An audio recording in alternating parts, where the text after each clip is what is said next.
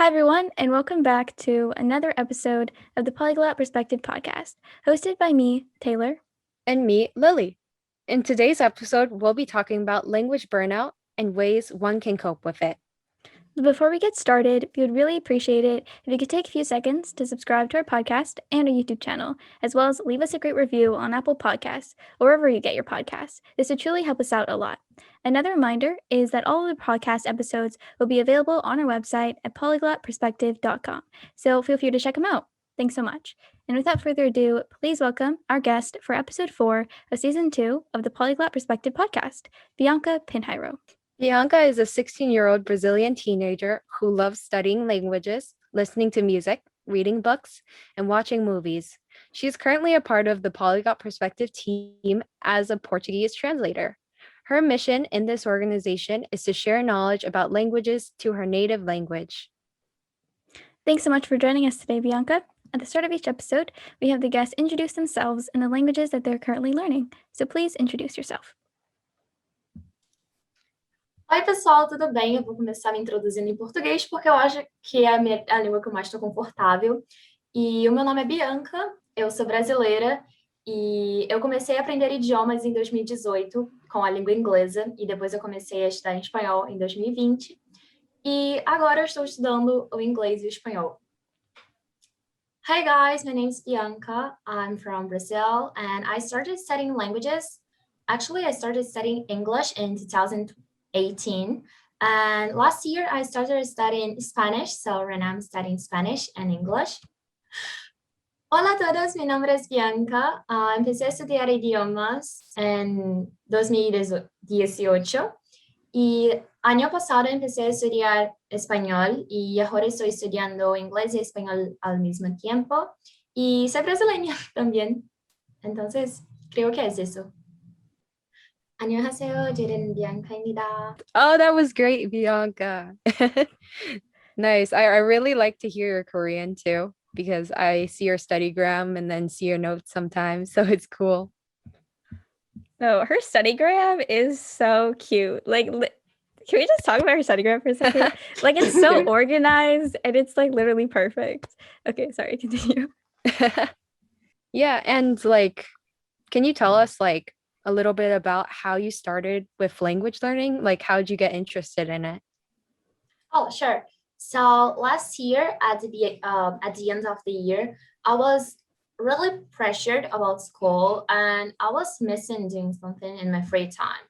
So I decided to start learning Spanish. I actually don't know why. I just decided to start because at my school we don't learn Spanish, only English.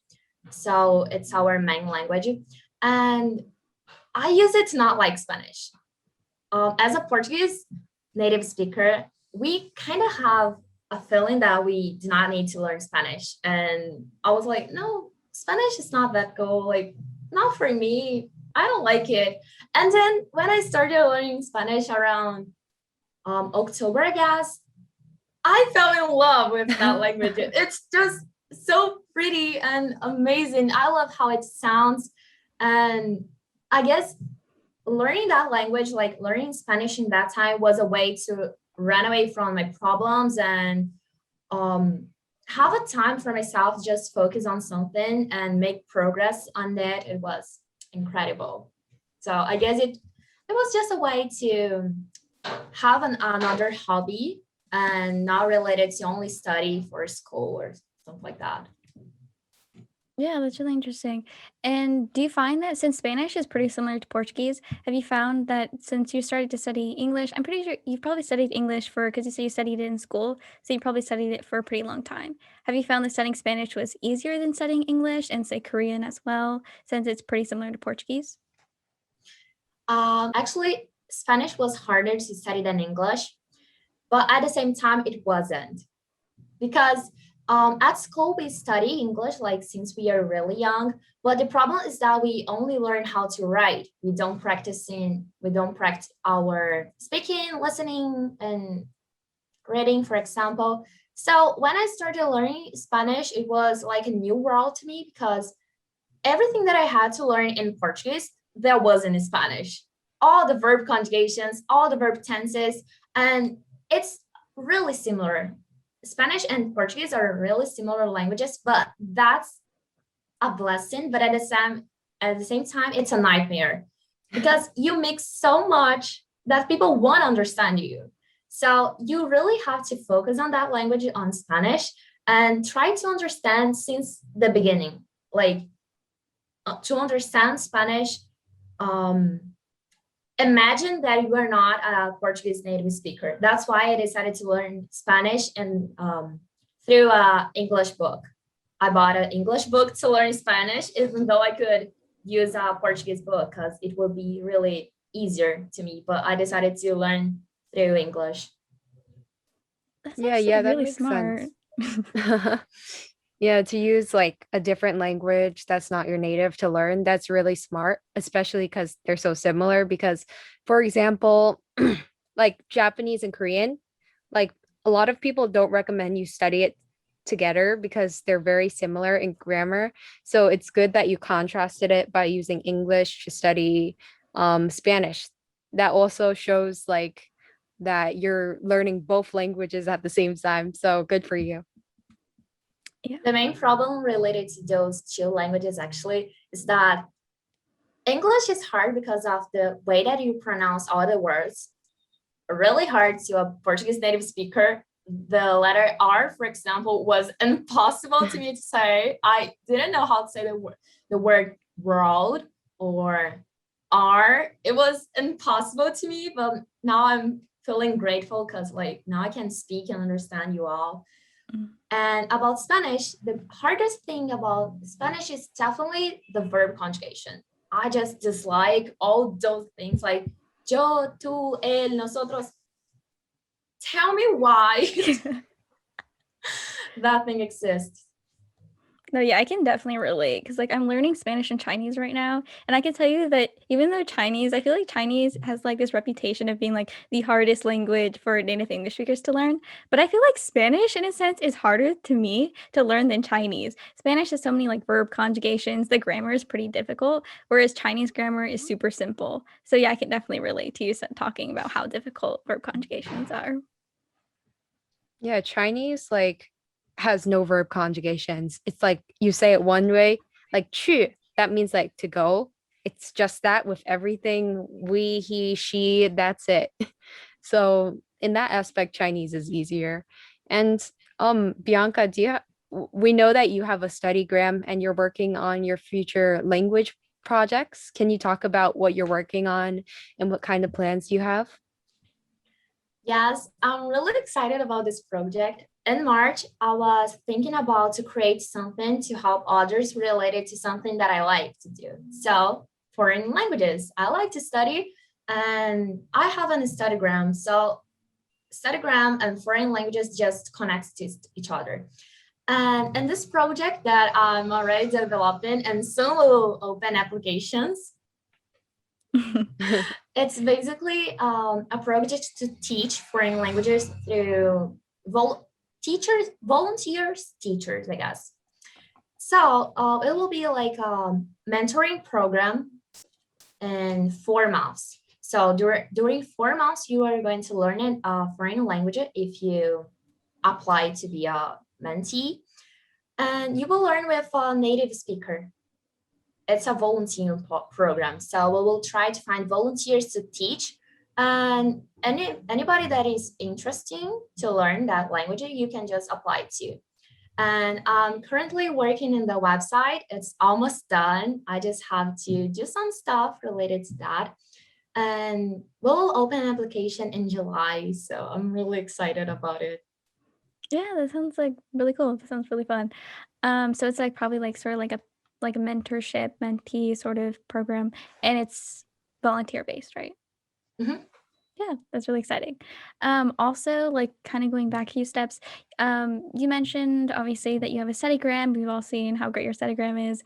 So can you talk a little bit about how you got into like or why you started your studygram and how that sort of like helped you in your language journey or what kind of role it's had in your language journey? Mhm. In 2019, I had a studygram and about my studies from school, but it was in Portuguese. So like Brazilian studygram community. And after a time when I started studying Spanish, I had the idea to come back, but with another account and in English to practice it. And suddenly it all started really fast, and I started creating some posts to share my journey to learn Spanish. And after a time, I decided to change a little bit of my studygram. So the main focus wasn't I anymore.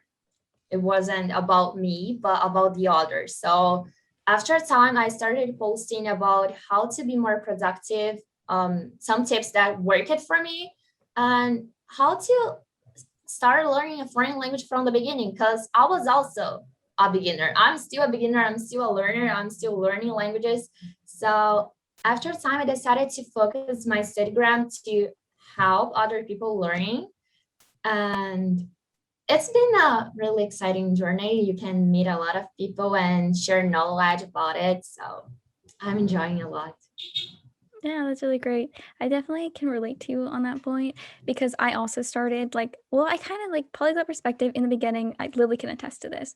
Was like kind of a studygram. Like I was kind of trying to make it a studygram too, but then it sort of turned into this whole different project, this whole different organization.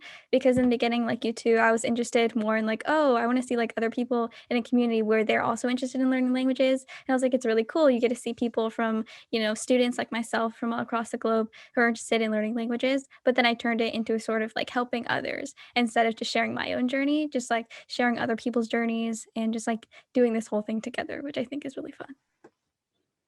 Yeah. Like when Bianca was sharing her story about like releasing the project in July, I was just like, this is so Taylor last year. Yeah.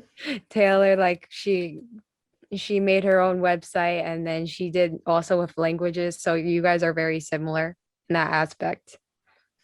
And what's with like you guys are like so proactive too, because like what, you're only like 15, right? Or when you I started? think we're both 16. Or Yeah, 16? Yeah. I'm 15, Oh, but you're last month 15. I came. Like now I'm 16. Yeah, Oh, it's just like you guys are like so active about it. So it's good to have like active polyglots like trying to help the community. yeah, you too, Lily. You too. Oh, well, I'm 19, but like No, I that's so started fun. youngish. Yeah. You don't look like 19. You look younger. Yeah, everyone tells me that. And Bianca, are you planning to major in languages or minor? Here in Brazil, the major is kind of different, but I'm actually looking for another thing. Maybe I will double major in like in a specific language, but for now, I'm looking for international relations. That if you think about it, it's kind of close to languages, but not that much. It's more about politics and those things. It's really cool to have like diverse interests too. You never really know, things change all the time. Definitely. And now we're going to move on to today's topic of the podcast, which is personalized, and it is language burnout. So first, I want to talk about Bianca and your experience with language burnout. So can you tell us a little bit about your experience with language burnout, when you started to feel it, how you knew that you were feeling burnt out, and just your whole experience? Okay. Thank you so much for the question. And actually, I realized that the problem wasn't about languages. My language burnout actually started when school started this year. So I'm the second year of high school, and in Brazil we only have 3 years because we have another year in middle school. So I will finish next year. And here in my country, we also have a big exam to high school students. And at my school, we are preparing for that. We are studying every day, answering questions, and practicing a lot to focus on that exam. So my routine at school kind of is affecting other areas of my life. And after a time, I realized that I was only focusing on school. I wasn't only there, I was only studying for that thing. And when I was trying to study languages, when I was having a good time to study, actually, I wasn't feeling okay to study because I was tired of school and I tried to have fun with my hobby, that is to study languages. But that was not funny anymore since I was really busy, really worried, and all those bad feelings with school. So after a time, I decided to take a time from school, take a time from languages, and just rethink about my life. What are my goals? Um, about think about college, think about languages, my studygram, my family. And right now, I'm actually coming back to my studygram. I stopped it, I guess, for 1 week, and I decided to come back because I discovered Bianca again. I met myself again. I could get to know more about me. So after a time, taking a time to myself to just reflect about it, reflects all of the area, reflects on all of the areas of my life. I realized that studying languages have to be fun because it's my hobby. It's what I like to do, and having this break to think about my life, think about my goals, I could actually enjoy more about the process. So this break really helped me a lot to grow as a person and to know more about myself. And after that big break, I could enjoy learning languages again. And I guess that's one of the solutions, just to have a break, thinking about what you want to get to do in your life, what are your goals, your dreams, and relax. Because not everything's related to school and not everything's related to your tasks. Sometimes you just have to have fun. Yeah, I definitely agree. Thank you so much for sharing your experience, Bianca, and like how you dealt with it and things of that sort. So, what we want to do right now is just like analyze your different struggles and the reasoning behind why you're going through burnout. And like you said, even though it's considered like language burnout, the reasons behind your burnout weren't language related, they were more like life oriented. So, you're mentioning that having the fun being taken out of studying because of language learning. Because it turned into, it turned from a hobby into more of like an academic task or more like homework rather than something that you actually felt excited to do and partake in, like after school, because you said you had to study for exams and things of that sort. So I think that that's what you said is the main reason behind your burnout. And then you mentioned that you took a little bit of a break from the studygram. So how long of a break did you take? Um, I came back on my Instagram last week and I was checking my last post and the last day that I was active on. And I took a break of 1 month. So for 1 month, I just didn't join Instagram to check my Studygram and I didn't study languages for 1 month to just relax, focus on other areas. And yeah, that's basically. Yeah, and did you find that taking a break for 1 month helped you a lot? And like, do you think that Instagram was one of the main reasons behind sort of like extra stress and reasons why you felt burnout? I don't think so. Actually, all of the people that I met in my Instagram account helped me a lot during that moment. They were supporting me, and that's one of the reasons why I decided to come back because I love that community. I love all the people that learning languages, and especially in that Instagram community, they are so supportive and they try to help you. And I guess that's why I decided to come back. Instagram wasn't one of the reasons why I decided to give myself a break, but mostly because of school and because of other areas. Yeah, and for me and my language burnout, I guess it's a little bit different than Bianca. Um Usually, like, even if I'm really busy, I can find time for languages like before, but like sometimes like studying can feel like not as fun as it used to be. Maybe you studied for 8 hours a day just on a weekend because you just felt like it. Like that was me with Chinese before. And then like honestly, sometimes I feel like I'm not really having that much fun, honestly. I have a studygram too, and I don't really post that much actually. Like if you can tell or whatever, like sometimes I do like 1 month, like a post a month or whatever. But it can also be less fun for some reasons. For example, with Chinese, I have this Chinese school, and then we get a lot of homework. So then it just feels like an academic task for me. And for the other languages, it can be a lot sometimes, especially if you're studying a lot of languages like I am, like four or something.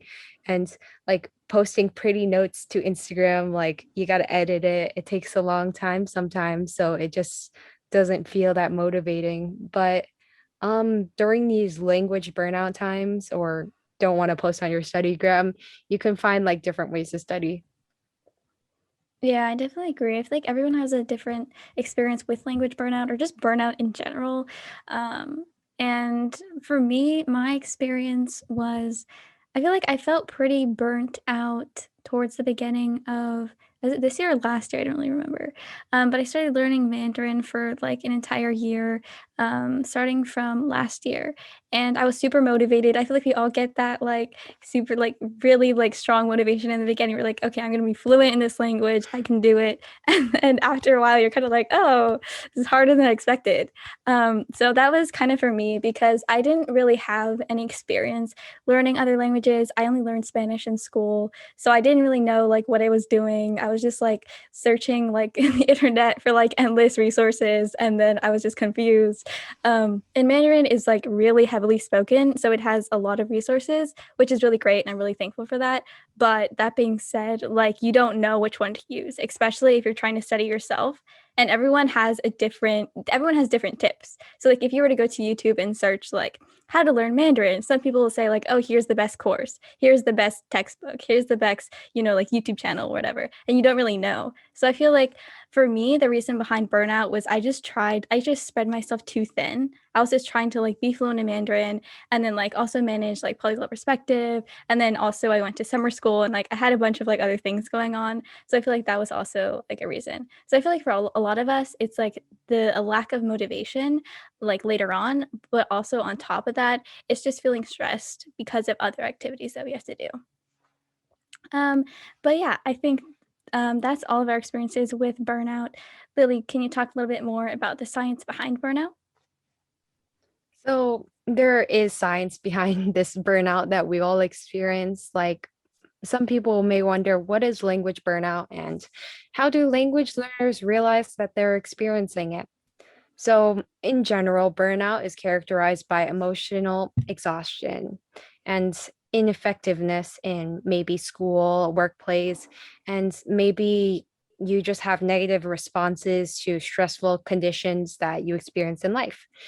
The signs of it are, let's get a little bit scientific, are lowered levels of motivation, increased errors, fatigue, headache, muscle tensions, and trouble sleeping, loss of interest, and there's a lot of negative side effects that come with burnout because maybe you're not really having that much fun and you have other things affecting your life.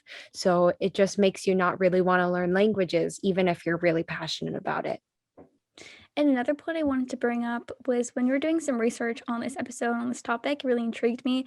And I was like kind of wondering, like we always talk about burnout, we always talk about lack of motivation, but like what exactly is it? And what is the difference between language burnout or life burnout in general and laziness? So I figured while both signs of laziness and of burnout are lower levels of motivation, it's important to be able to distinguish the two from each other. So, laziness is the result of being forced or being bored and unwilling to do a task at hand due to a lack of interest. But burnout is primarily motivated by stress inducing signs like the ones we previously mentioned, like too much schoolwork or spreading yourself too thin, and is oftentimes not correlated with a lack of interest, but rather an ability to get oneself to actually do the task. And both laziness and burnout are things that can negatively affect language learners, however, they must be addressed differently. So, like we mentioned, laziness for this, like for language learning, would in a sense be like, oh, I want to study. You're telling yourself you want to study a certain language, but then you don't actually do it. And every single day, you're like, I'm gonna do it tomorrow. I feel like we all have those moments, right? Where sometimes you're just like, I should be studying, but I'm not going to because I don't feel like it, which is totally fine sometimes. But that can lead to periods of like a longer period of like a lack of motivation. Whereas in this case, language burnout would be, I do want to open that textbook, I do want to study, but I just feel very unwilling to do so. There's like a fine gray line in between the two that I think is important to distinguish.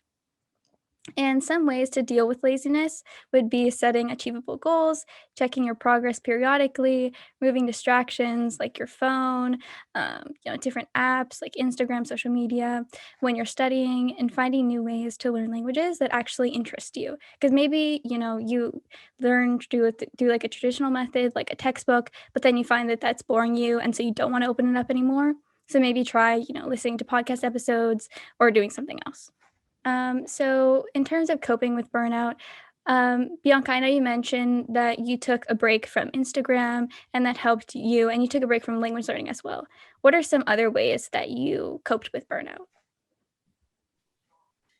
Oh, also during this break, I decided to go out, even though um, during this break, I just decided to go out and have some fun outside with my own family. So during this time, during the weekends, mainly, I went out with my friends for a walk and see different things since we are in online school for 1 year. So we are still having online school. So if you think that we are having online school, you have to do all your tasks like normal life. And if added to language learning, it's too much for a teenager. It's too much to deal with it. And having this time to myself to have spend some times with my family and watching some series, watching some movies just for fun and just to distract myself from my tasks, my academic life. It was definitely a good way to stop and having a burned out. Yeah, I totally understand. Like taking some time to be with your family and do other things, that's really good too, because you're not only just language, like even though you feel like that, but you still have to take a breather. And as for me, how I coped is changing my method of learning. So I used to maybe like hours a day just write notes or something. Like it would take a long time.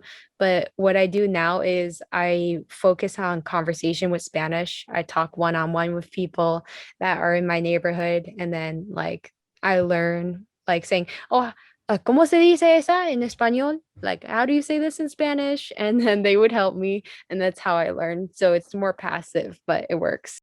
Oh, talking about what Lily said. So during this month of break, I decided to play Minecraft with with Spanish native speakers, and it actually helped me a lot. Bianca, Really, you gotta invite me. it helped me a lot. I'm in a Discord server about Minecraft in Spanish, and it's been amazing. I've never heard of that. Like, that's so cool. it's amazing, and I could meet a lot of people from different countries that speak Spanish, and I could notice some things related to the accent. I could notice more the difference and learn new words, and it's just so fun because you're mixing something that you like to do and another thing that you like to do. So in my case, Minecraft and Spanish. So mixing them was a great experience. Yo, Bianca, you have to invite me to the server. You got it. Like after this podcast episode, invite me. And can't relate.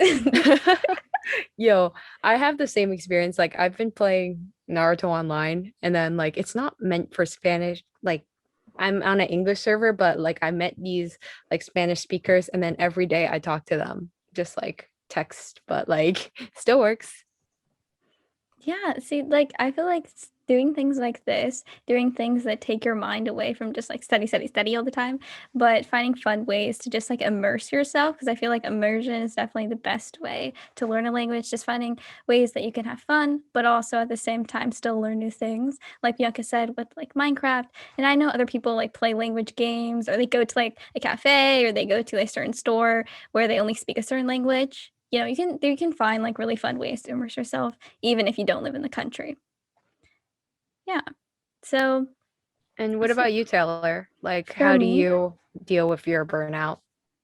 For me, I think like also same as you, it was changing my method because like I said in the beginning, I had no idea. I mean, still sometimes I have no idea like what I'm doing when I'm learning. So like in the beginning, I was just like I thought, I had to learn through a textbook traditionally. So I got a Mandarin textbook, I opened it up and all that stuff. Because that's what we're taught in school, right? You just learn from a textbook and then study vocabulary lists and all that stuff. So I was like, oh, I had to study that. But then I found that I was just like really not having fun learning Mandarin. So what I did is I used different methods. Like now also too, like not sponsored, but I feel like we talk about italki a lot. So yeah, I just used italki. It was really helpful.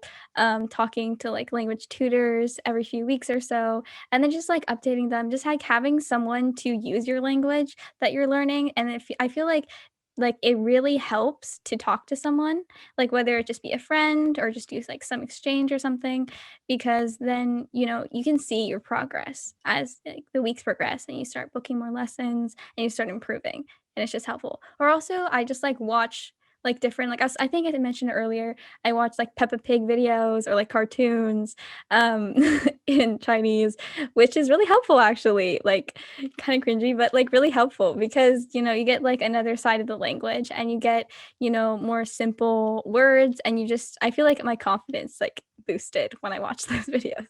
So those are very helpful as well. Yeah. Everyone watches Peppa. Yeah, like every language ever. Like do do do do do do do do do do do. 我是佩奇 Yeah. Say Peppa or whatever. They always have. Bianca, you watched too? Yes, I watched it in Spanish and it was awesome. I didn't watch for a long time, but I had fun watching Peppa. Yeah. I think in terms of all of our different ways of coping, we mentioned taking a break from language learning for a while and just focusing on different aspects of our life. Like Bianca said, she found more, and we all found more fun ways to learn languages, which I think eventually helped us fall more in love with languages and, discover again, like why we actually started learning in the beginning. Because for a lot of us, learning languages, some people major in languages, but some of us, like we're in high school, or Lily, you're in college, but like a lot of us are in high school and we haven't really picked our major yet. We don't really know necessarily what we're doing with our lives in the future, so this is just more of a hobby for us. And so I feel like a lot of people put pressure on needing to study really hard, but at the same time it's important just to have fun with it. I feel like at the end of the day you wanted to learn this language because you're genuinely interested in it, whether it be like entertainment, culture, history, I don't know, you name it, right? So I feel like it's really important to go back to the roots and discover again why you wanted to learn the language in the first place. Well Go said, ahead. Taylor. Thank you. And then the final, I guess, coping mechanism that I came up with, or like that I was researching, was just journaling. Like journaling about like your different problems. So this is not necessarily related to language learning, but it's just related to burnout in general. I feel like if you have a lot on your mind and you just like have a lot to do, something that can be helpful is just like taking time to relax and journal, like either before you go to bed or when you wake up in the morning. Journal in English, journal in your native language, journal in any language. Like I feel like that can be like, it can either be like a video diary or like a written diary, and just like keeping track of like your emotions, how you're feeling, and just like having a place and space to write things down and get everything out, I think can be really helpful. Yeah, do you guys have any more tips or coping mechanisms that you guys have come across? Also, I guess a great way to go over it, it's basically to share what you're going through with someone. It's definitely really helpful if you talk to a friend that is also learning a language and talks about how you feel, how you've been dealing with it. It helps a lot. It's definitely something incredible and really helpful that everybody that's going through this should do. Yeah. And I mean, I think that the studygram community, if anyone's part of it, anyone's watching, as part of the studygram community, I feel like Bianca mentioned earlier, the studygram community is really overall very accepting, non-judgmental, and everyone's just there to like support everyone. So I feel like everyone goes through burnout. We're all students. We've all dealt with this stuff. So just like feel free to reach out to anyone, reach out to any of us if you're interested as well. And before we conclude, Bianca, can you teach us your favorite word or phrase in any of the languages you're learning? Okay, so and I will speak in Spanish because Lily is learning Spanish. Yeah, it's Okay, fine. Anything. No, I'm gonna teach in Portuguese. Nice. It's my native language. I'm not learning it, but it's different. Okay, so my favorite sentence in Portuguese. I have to take a time to think about it. Okay, it's a sentence that I speak every day and after actually every time. So it's I'm hungry, but but in Portuguese. So there is a specific way to speak, like the correct way, like I am hungry, like that in Portuguese. But the common way to say is tô com fome. Wait, say it again. Okay. Tô Tô com fome. com fome. Tô com fome. Tô com fome. Oh, that's Yo, so write cool. this for us later. It's like in Spanish, but yo estoy con hambre. I am hungry, but we take it off the yo, like I, and estoy and estoy in Portuguese is estou, but instead of saying estou, we just say tô, just the end. It's like estoy and in Spanish, like toy, but in Portuguese, so we say tô com fome, and fome is hungry. So like, I'm hungry, estou com fome. Nice. That's really interesting. I just realized that like Lily and I are gonna have like a really like long list of like random phrases in like a bunch of languages because of like these podcast episodes, which is really cool. Yeah, like we should do like on the last episode of the season, we just say all the words randomly at the end. Yeah, well, that about wraps it up for today's podcast episode. Thank you so much for joining us today, Bianca. It was a pleasure talking to you and learning about your language journey and hearing your tips about language burnout and everything of that sort. Thank you so much. Oh, thank you so much as well. Yeah, of course.